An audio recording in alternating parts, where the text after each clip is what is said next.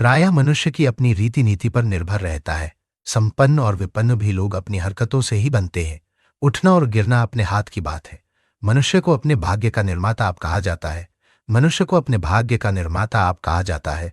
यहाँ व्यक्ति का मतलब आत्मचेतना से ही समझा जाना चाहिए। वही प्रगतिशीलता का उद्गम है। उसी क्षेत्र में पतन पराभव के विषैले बीजांकुर भी जमे होते हैं। सद्गुणी लोग अभावग्रस्त परिस्थितियों में भी सुख शांति का वातावरण बना लेते हैं। अंतः चेतना के समुन्नत होने पर समूचा वातावरण, संपर्क क्षेत्र सुख शांति से भर जाता है। इसके विपरीत जिनका मानस दोष दुर्गुणों से भरा हुआ है, वे अच्छी भली परिस्थितियों में भी दुर्गति और अवगति का कठोर दुख सहते हैं।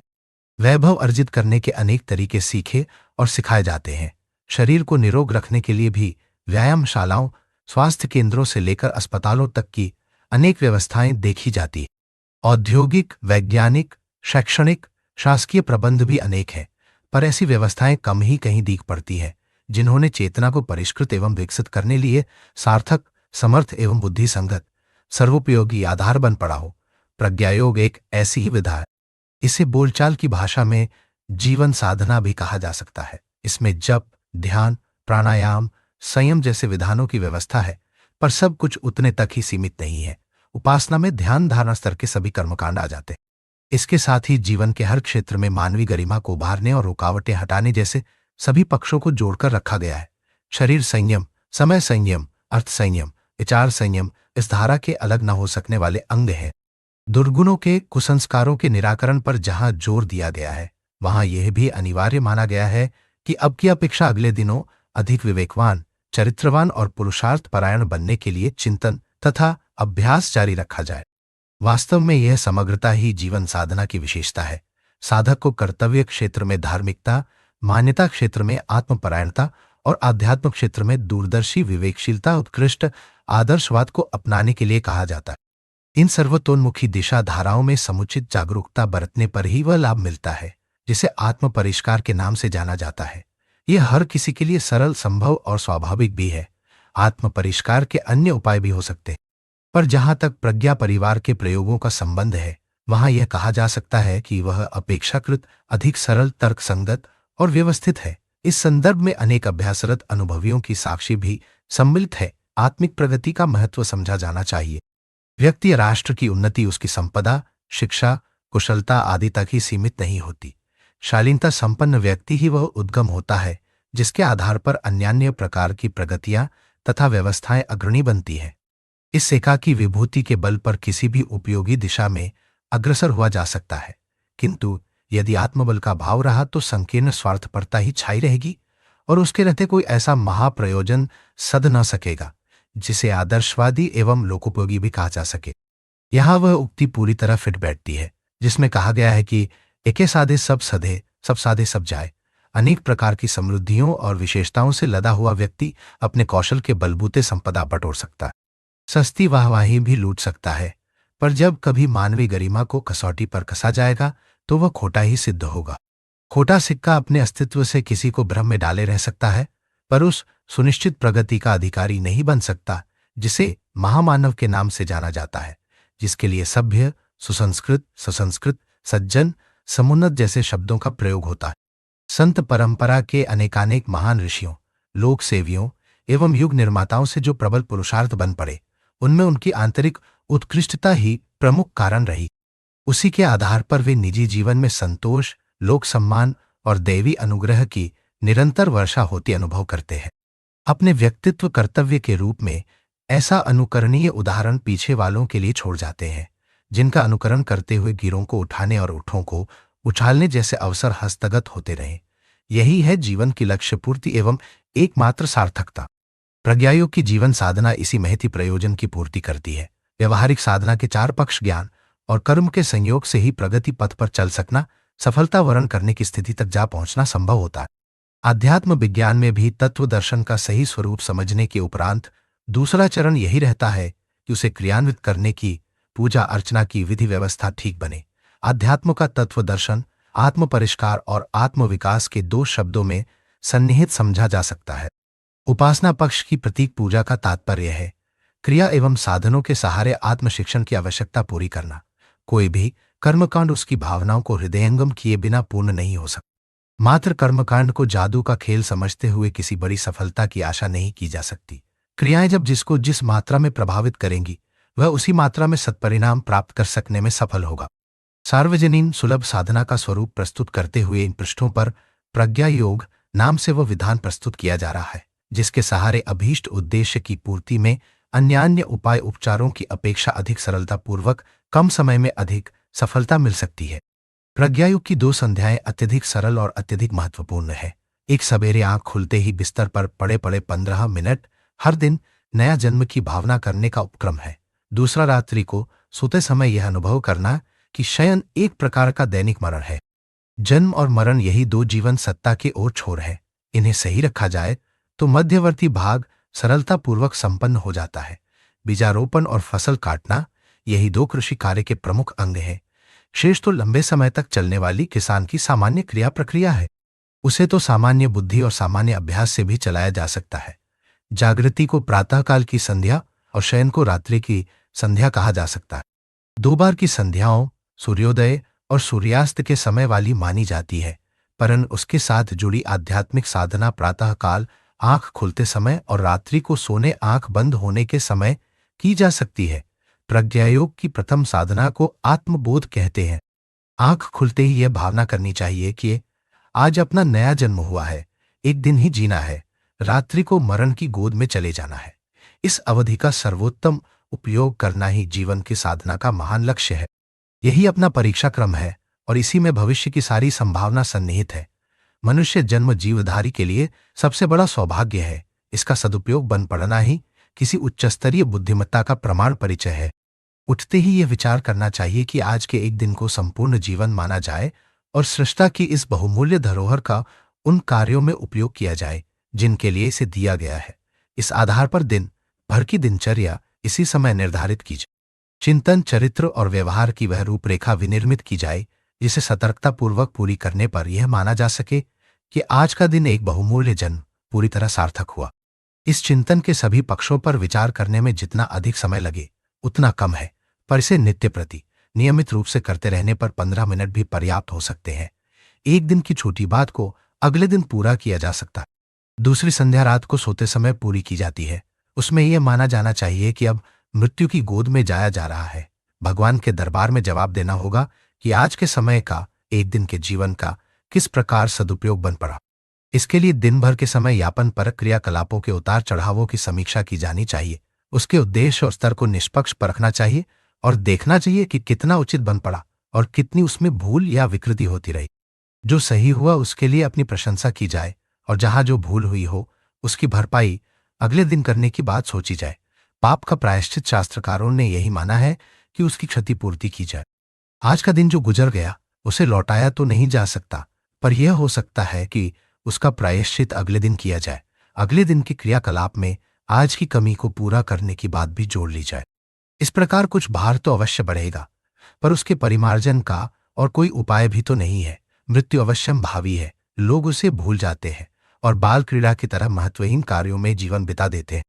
यदि यह ध्यान रखा जाए कि 84 लाख योनियों में भ्रमण करने के उपरांत जो अलभ्य हस्तगत हुआ है उसे इस प्रकार व्यतीत किया जाए जिससे भविष्य उज्ज्वल बने, देव मानव स्तर तक पहुंचने की आशा बंधे, दूसरों को अनुकरण की प्रेरणा मिले, सृष्टा को दायित्व निर्वाह की प्रामाणिकता का परिचय पाकर प्रसन्नता हो, पदोन्नति का सुयोग इस आधार पर उपलब्ध हो। रात्रि को जिस प्रकार निश्चिंतता पूर्वक सोया जाता है उसी प्रकार मरणोत्तर काल से लेकर पुनर्जन्म की मध्यावधि में भी ऐसी ही शांति रह सकती है। इसकी तैयारी इन्हीं दिनों करनी चाहिए। हंसी खुशी से दिन बीतता हो तो रात्रि को गहरी नींद आती है। दिन यदि शांतिपूर्वक गुजारा जाए, श्रेष्ठता के साथ जुड़ा रहे तो मरणोत्तर विश्राम काल में नरक नहीं भुगतना पड़ेगा। स्वर्ग जैसी शांति का रसास्वादन मिलता रहेगा। इस प्रक्रिया को तत्वबोध कहा गया है। प्रज्ञायोग के 2 चरण हैं जिनको दिन में पूरा किया जाता है। इनमें एक है भजन, दूसरा मनन।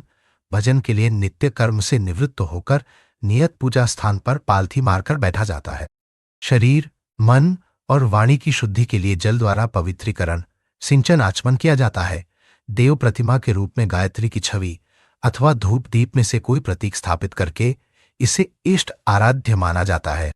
धूप दीप, नैवेद्य, जल, अक्षत, पुष्प में से जो उपलब्ध हो उससे उसका पूजन किया जाता है। पूजन में प्रयुक्त वस्तुओं की तरह अपने जीवन में उन विशेषताओं को उत्पन्न करने की भावना की जाती है जो इन उपचार साधनों में पाई जाती है। चंदन समीपवर्तियों में सुगंध भरता है।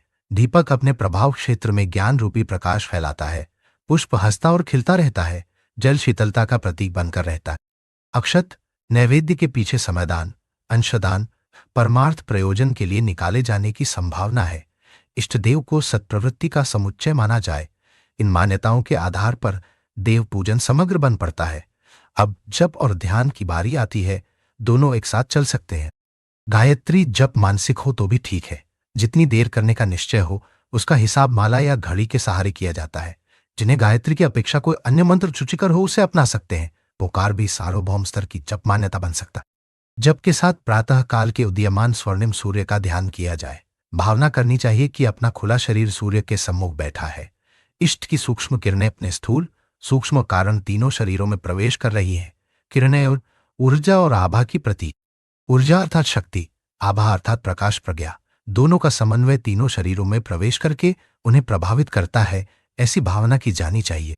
प्रत्यक्ष शरीर में स्वास्थ्य और संयम, सूक्ष्म शरीर मस्तिष्क में विवेक और साहस, कारण शरीर अर्थात अंतःकरण में श्रद्धा, सद्भावना सूर्य किरणों के रूप में प्रवेश करके अस्तित्व की समग्र सत्ता को अनुप्राणित कर रही है।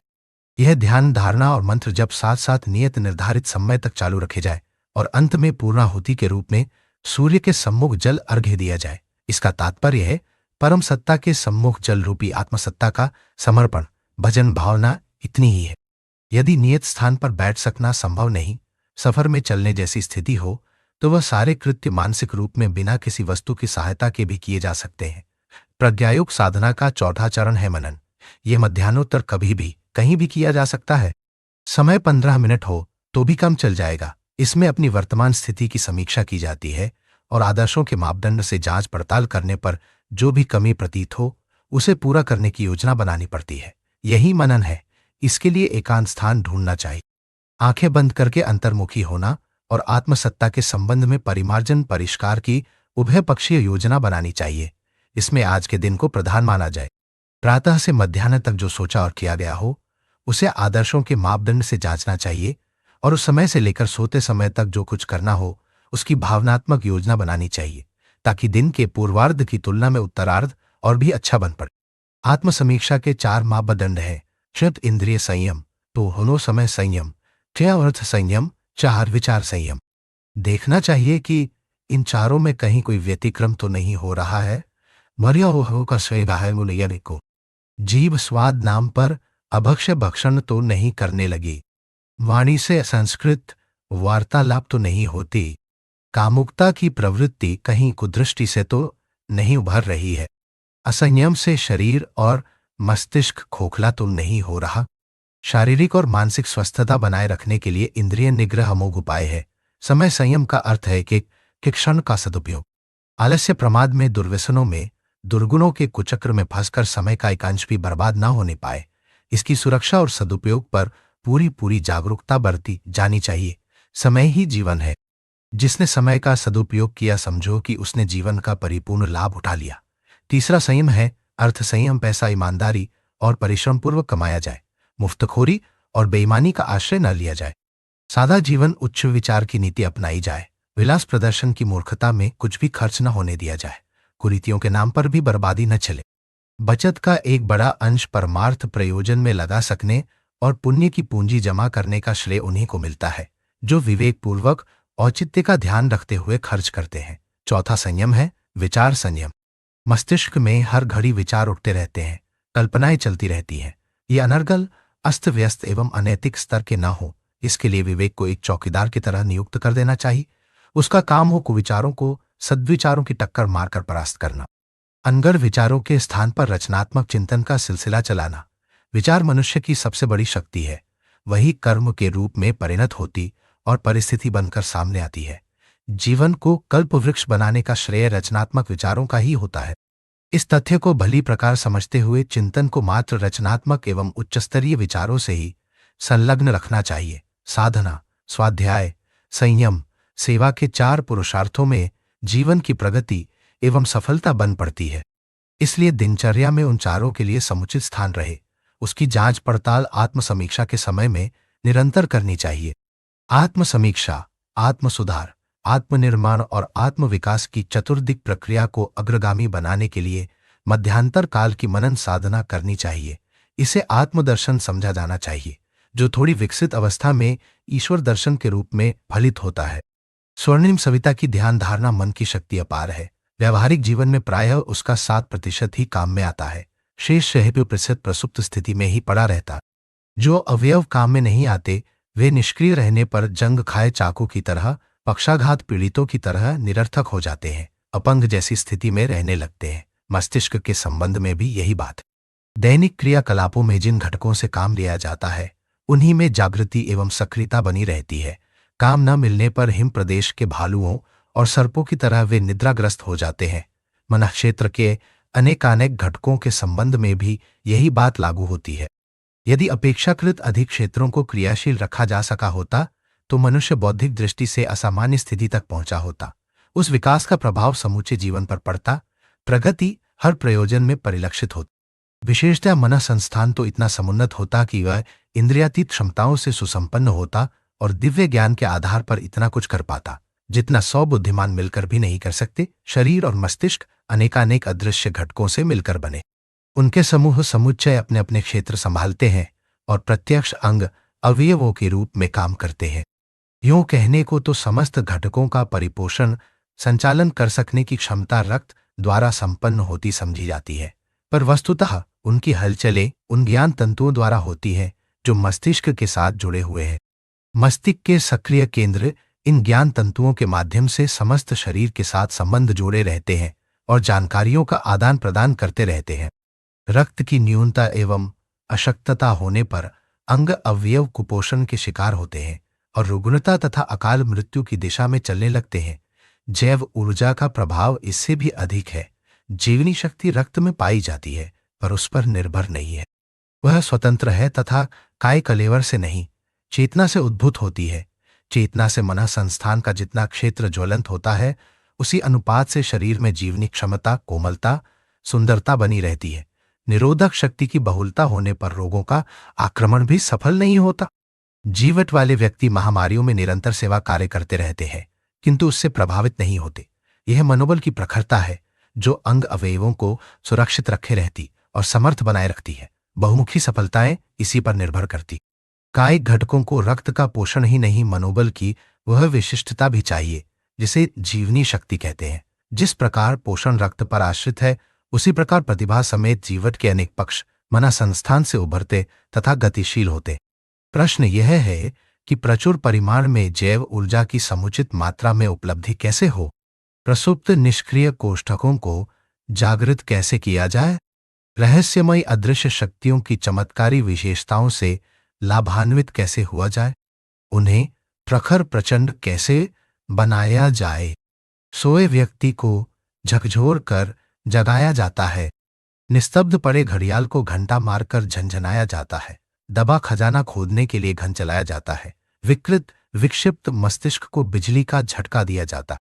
इसी प्रकार शरीर के किसी अंग अवयव को विशेष रूप से सक्रिय समर्थ बनाना है तो उसे किसी समर्थ उपकरण के संघारे हिलाया डुलाया उठका पटका जाता है। ऐसे उपकरण की भूमिका कौन निभाए और सेवक का कैंसर तेजी से कौन निभाए? मन में आदव को हम केरी कर से निभे।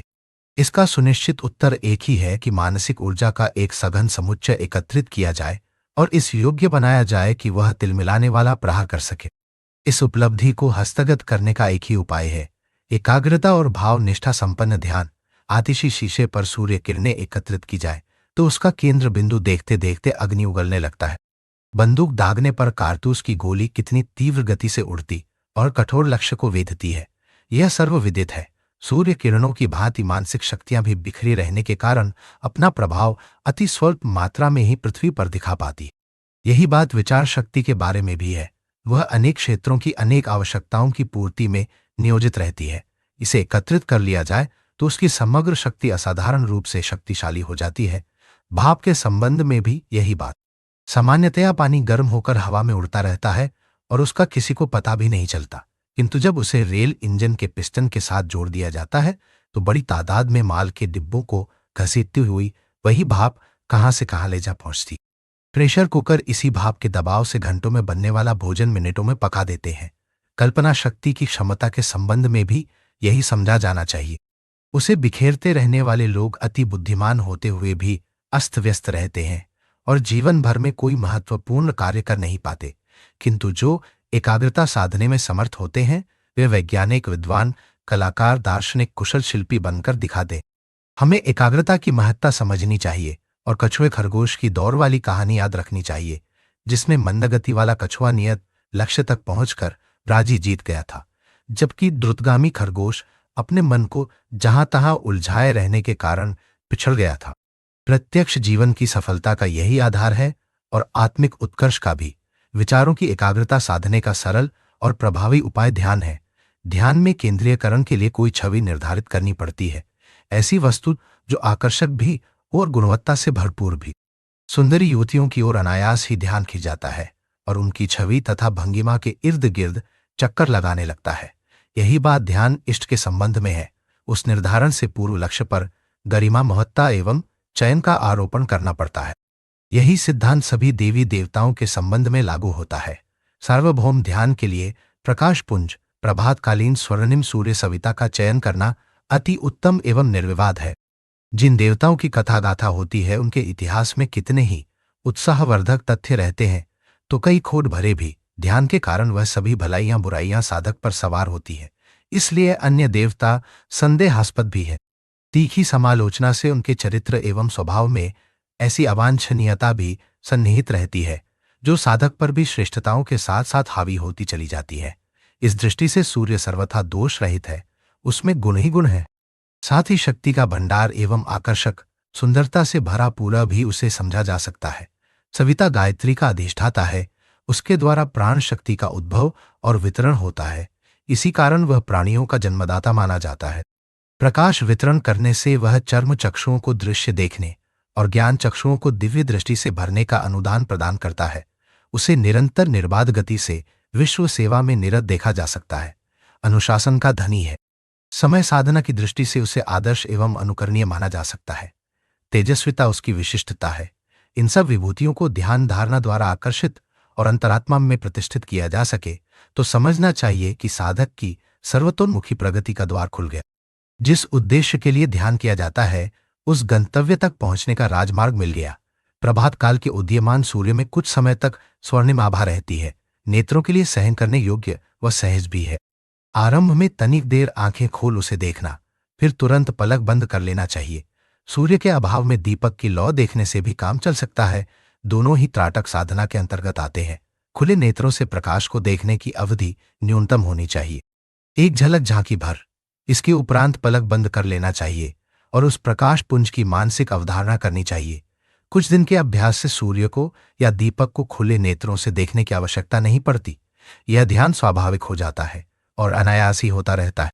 उस समय सविता मंत्र का भी स्वचालित जप होता रहता है। प्राणियों की सो हम साधना में श्वास प्रश्वास के साथ निरंतर चलते रहने की आदत स्वभाव का अंग है।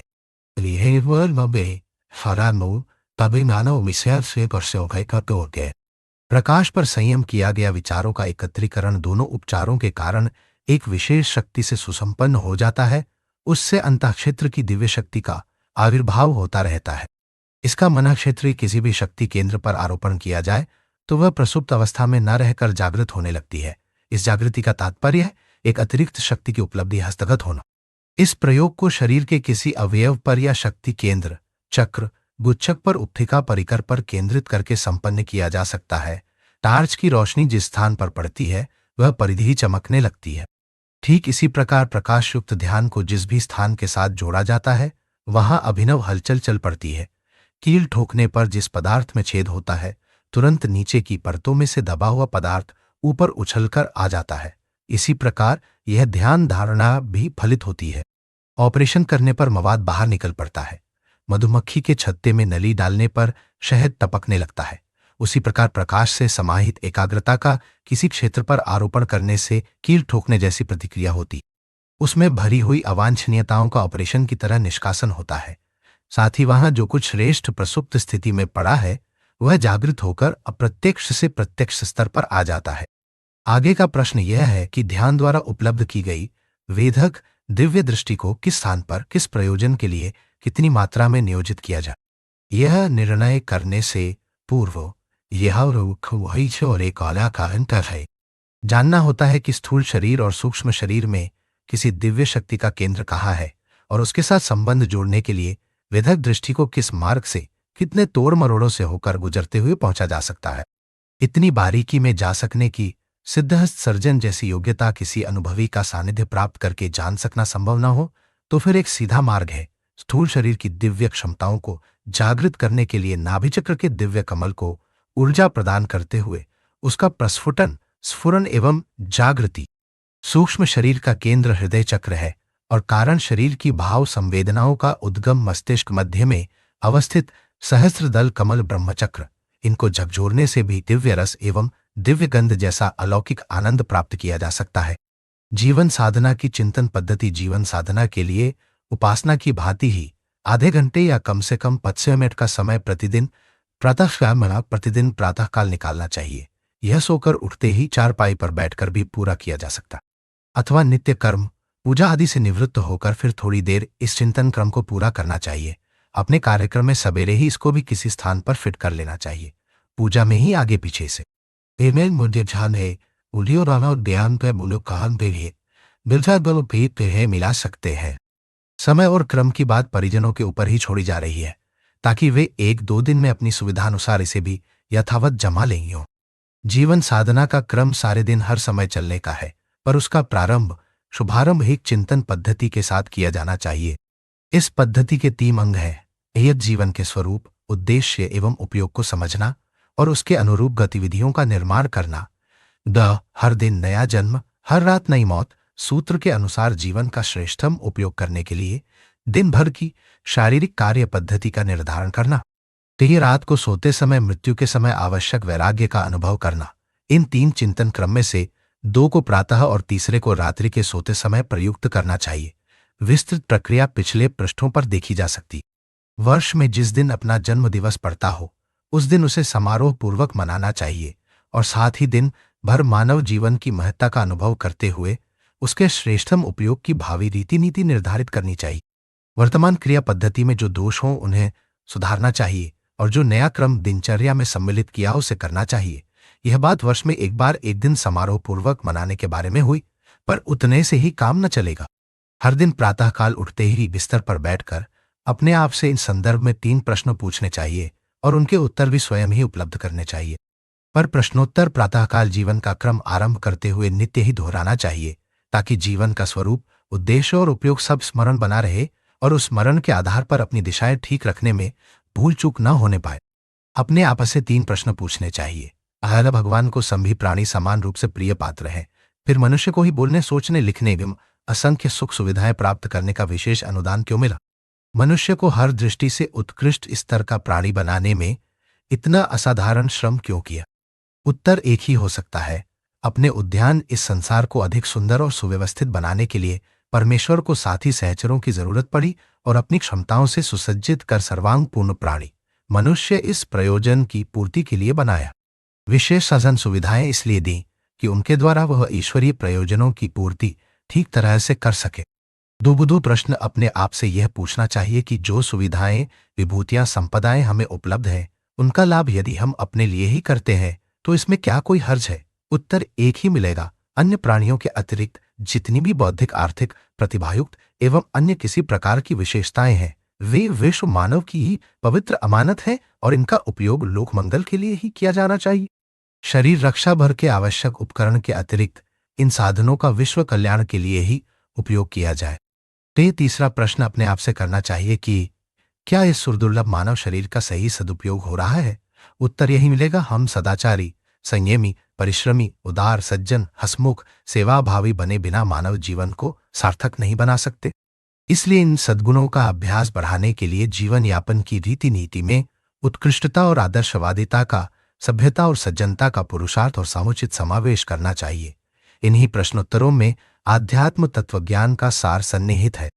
यदि यह प्रश्न जीवन की महान समस्या के रूप में सामने आए और उन्हें सुलझाने के लिए हम अपने पूरे विवेक का उपयोग करें तो भावी जीवन यापन के लिए एक व्यवस्थित दर्शन और कार्यक्रम सामने आ खड़ा होगा। यदि इस तत्वज्ञान को ठीक तरह हृदयंगम किया जा सका तो आकांक्षाओं और कामनाओं का स्वरूप बदला हुआ होगा। रीति नीति और कार्य पद्धति में वैसा परिवर्तन परिलक्षित होगा जैसे आत्मज्ञान संपन्न मनुष्य में प्रत्यक्षतः दृष्टिगोचर होना चाहिए। तो इसके बाद हर दिन नया जन्म, हर रात नई मौत, इस सूत्र को मन ही मन दोहराना चाहिए और भावना करनी चाहिए कि आज का दिन हमें एक नए जन्म के रूप में मिला है। वस्तुतः निद्रा और जागरण मृत्यु और जन्म का ही एक छोटा नमूना, उसमें असत्य भी कुछ नहीं। सचमुच की मृत्यु भी एक लंबी रात की गहरी नींद मात्र है। हर दिन को एक जन्म कहा जाए तो ऊपर से ही हंसी की बात लगती है, वस्तुतः वह एक स्थिर सच्चाई है। अतएव इस मान्यता में अत्युक्ति और निराधार कल्पना जैसी भी कोई बात नहीं है। आज का नया जन्म अपने लिए एक अनमोल अवसर है। कहते हैं कि 84 लाख योनियों के बाद एक बार मनुष्य शरीर मिलता है, उसका सदुपयोग कर लेना ही शास्त्रकारों ने सबसे बड़ी बुद्धिमता मानी है।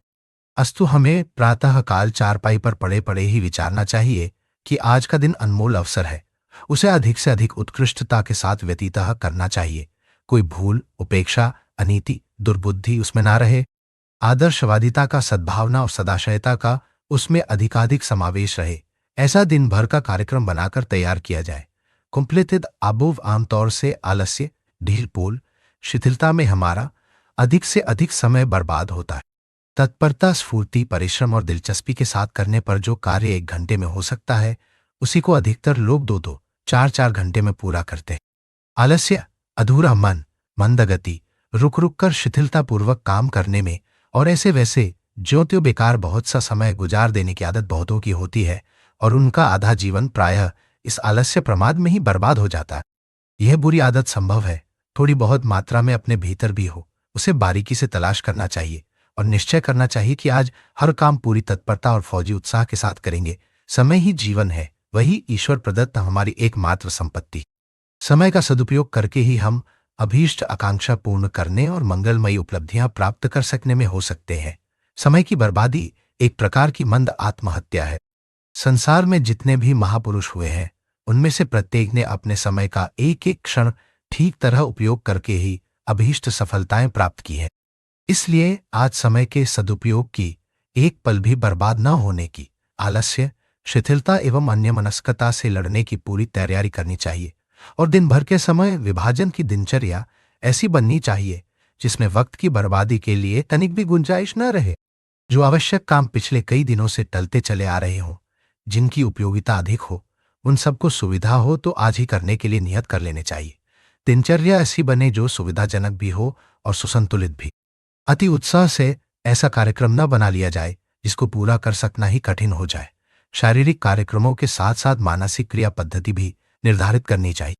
किस कार्य को किस भावना के साथ करना है, इसकी रूपरेखा मस्तिष्क में पहले से ही निश्चित रहनी चाहिए। समय समय पर बड़े ओछे संकीर्ण स्वार्थपूर्ण हे विचार मन में उठते रहते। सोचना चाहिए कि आज किस अवसर पर किस प्रकार का अनुपयुक्त विचार उठने की संभावना है। उस अवसर के लिए विरोधी विचारों के शस्त्र पहले से ही तैयार कर लिए जाएं। आरंभ में बुरे विचारों को उठने से रोक सकना कठिन है। हाँ, जब वे उठे तो उन्हें ठीक विरोधी विचारधारा पैदा करके काटा जा सकता है। लोहे से लोहा कटता है, विचारों से विचार भी काटे जा सकते हैं। कामुकता के अश्लील विचार यदि किसी नारी के प्रति उठ रहे हैं तो उसे अपने बेटी, बहन, भांजी आदि के रिश्ते में सोचने की सफेद चमड़ी के भीतर मलमूत्र, रक्त, मांस की घृणित दुर्गंध भरी होने की कल्पना करके उनको शमन किया जा सकता। आवेश, उत्तेजना, क्रोध, उतावली की बुरी आदतें कईयों की होती है। जब वैसे अवसर आए तब गंभीरता, धैर्य, दूरदर्शिता, सज्जनता, शांति जैसे विचार अपने में उस समय तत्काल उठाने की तैयारी करनी चाहिए। दिन भर के समय विभाजन तथा विचार संघर्ष की योजना बनानी चाहिए और ऐसी दिनचर्या तैयार करनी चाहिए जिसमें शरीर से ठीक तरह कर्तव्य पालन और मन में ठीक तरह सद्भाव चिंतन होता रहे। इस कार्य के लिए 15 मिनट से लेकर आधा घंटे का समय पर्याप्त होना चाहिए। उस निर्धारित दिनचर्या को कागज पर नोट कर लेना चाहिए और समय समय पर जांचते रहना चाहिए कि निर्धारण के अनुरूप कार्यक्रम चल रहा है या नहीं। जहां भी चूक होती हो वहीं उसे तुरंत सुधारना चाहिए। यदि सतर्कतापूर्वक दिनचर्या के पालन का ध्यान रखा जाए, शारीरिक आलस्य और मानसिक प्रमाद से पग पग पर लड़ते रहा जाए, तो प्रातःकाल की निर्धारित योजना रात को सोते समय तक ठीक ही चलती रहेगी। इस प्रकार हर दिन नया जन्म वाले मंत्र का आधा भाग रात को सोते समय तक पूरा होते रहना चाहिए। हर घड़ी अपने को सतर्क, सक्रिय, जागरूक रखा जाए। चूकों को बचाने के लिए सतर्क रहा जाए। उत्कृष्टता का जीवन में अधिकाधिक समावेश करने के लिए प्रयत्न किया जाए तो निसंदेह वह दिन पिछले अन्य दिनों की अपेक्षा अधिक संतोषप्रद, अधिक गौरवास्पद होगा। इस प्रकार हर दिन पिछले दिन की तुलना में अपेक्षाकृत अधिक आदर्श बनता चला जाएगा और कर्मयोग के तत्व दर्शन में हमारी जीवन पद्धति ढलती चली जाएगी। तेई मंत्र का आधा भाग प्रयुक्त करने का अवसर आता है। हर रात नई मौत इस भावना को रात्रि में सोते समय प्रयुक्त करना चाहिए। सब कामों से निवृत्त होकर जब निद्रा देवी की गोद में जाने की घड़ी आए तब कल्पना करनी चाहिए कि एक सुंदर नाटक का अब पटाक्षेप हो चला। यह संसार एक नाट्यशाला है। आज का दिन अपने को अभिनय करने के लिए मिला था, सो उसको अच्छी तरह खेलने का ईमानदारी से प्रयत्न किया। जो भूले रह गई उन्हें याद रखेंगे और अगले दिन वैसी पुनरावृत्ति न होने की अधिक सावधानी बरतेंगे। अनेक वस्तुएं इस अभिनय में प्रयोग करने को मिली। अनेक साथियों का साथ रहा। उनका सानिध्य एवं उपयोग जितना आवश्यक था कर लिया गया। अब उन्हें यथा समय छोड़कर पूर्ण शांति के साथ अपनी आश्रयदात्री माता निद्रा मृत्यु की गोद में निश्चिंत होकर शयन करते। इस समय में तिमय से से है। उपलब्ध वस्तुओं में से एक भी अपनी नहीं, साथी व्यक्तियों में से एक भी अपना नहीं। वे सब अपने परमेश्वर के और अपने कर्तृत्व की उपज है। हमारा न किसी पर अधिकार है, न स्वामित्व। हर पदार्थ और हर प्राणी के साथ कर्तव्य बुद्धि से ठीक व्यवहार कर लिया जाए, यही अपने लिए उचित है। इससे अधिक मोह, ममता के बंधन बांधना, स्वामित्व और अधिकार की अहंता जोड़ना निरर्थक है। अपना तो यह शरीर भी नहीं, कल परसों इसे धूल बनकर उड़ जाना है।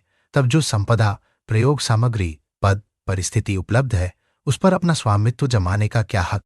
अनेक प्राणी सृष्टि के आदि से लेकर अब तक अपने कर्म भोगों को भुगतने अनेकों के साथ आए दिन संयोग वियोग करते रहते हैं। अपने साथ भी आज कितने ही प्राणी एक सज्जन साथी की तरह रह रहे हैं।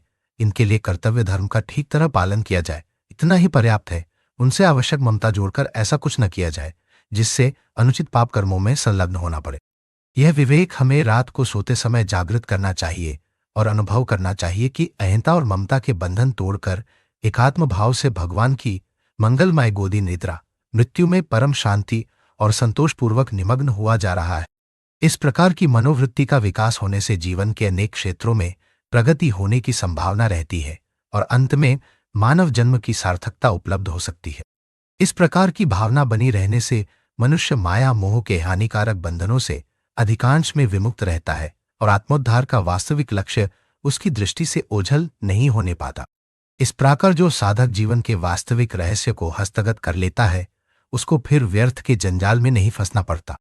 किसी दिन सचमुच ही मृत्यु आ जाए तो इन परिपक्व वैराग्य भावनाओं के आधार पर बिना भय और उद्वेग के शांतिपूर्वक विदा होते हुए मरणोत्तर जीवन में परम शांति का अधिकारी बनना जा सकता है। यह भावना लोभ और मोह की जड़ काटती है। कुकर्म प्रायः इन्हीं दो आंतरिक दुर्बलताओं के कारण बन पड़ते हैं।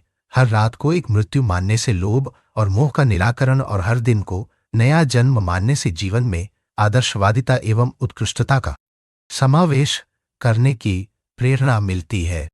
यही प्रेरणा कर्मयोग की आधारशिला है। हम में से प्रत्येक को हर दिन नया जन्म, हर रात नई मौत के भाव मंत्र की साधना करनी चाहिए। इससे स्थूल शरीर में कर्मयोग का समावेश इस क्षेत्र में होगा और देवत्व के जागरण की एक महती आवश्यकता को पूरा करने का सरल मार्ग उपलब्ध होगा। इस तथ्य को जितनी गंभीरता पूर्वक समझा जाए उतना ही अच्छा है कि उपलब्ध मनुष्य जीवन ईश्वर का सर्वोपरि उपहार है। उसमें आत्मोत्कर्ष की समस्त संभावनाएं भरी पड़ी है। साथ ही ईश्वर को प्रसन्न करने तथा उस अनुकंपा के आधार पर बहुत कुछ पाने का ठीक यही अवसर है। इसे महत्वहीन न समझा जाए, उसे भार की तरह न ढोया जाए। इस अलभ्य सौभाग्य को अस्त व्यस्त प्रयोजनों में न गंवाया जाए। बुद्धिमत्ता इसी में है कि संयोगवश आंगन में उगे इस कल्प वृक्ष को ठीक तरह सींचा, पोषा जाए, प्रतिकूलताओं से बचाया जाए और इस विकसित स्थिति तक पहुंचाया जाए जिसमें उसकी सुखद छाया में बैठने और अभीष्ट वरदान पाने का सौभाग्य बरसने लगे। अज्ञानग्रस्त इस अलभ्य अभर वाखत पालने मकोनु शरीर को न करने अवसर का नेम को